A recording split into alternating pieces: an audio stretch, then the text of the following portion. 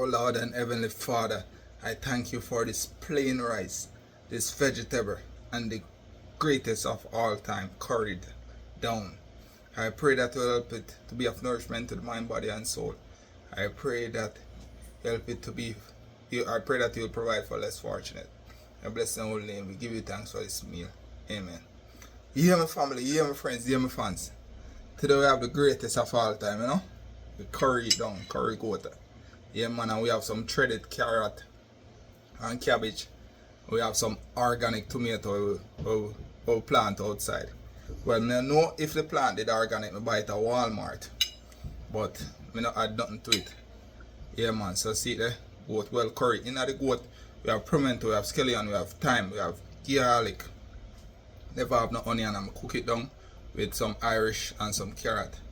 And of course, scotch bonnet pepper. Yeah man, I'm gonna put some all-purpose in there, like a slap your mama.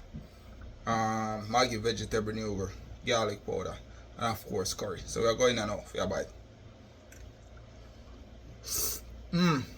Oh my word. I eat curry goat now me about 2 to 3 months now. Pepper. Nice. Oh my word. Yes.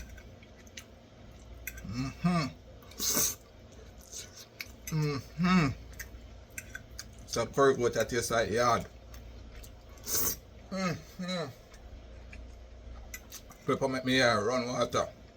Pan the pizza. Woo!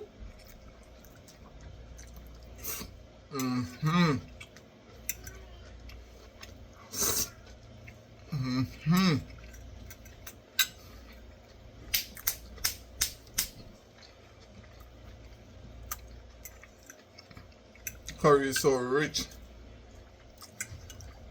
thick, and creamy. 3 of my favorite words, if you know what I mean, yeah?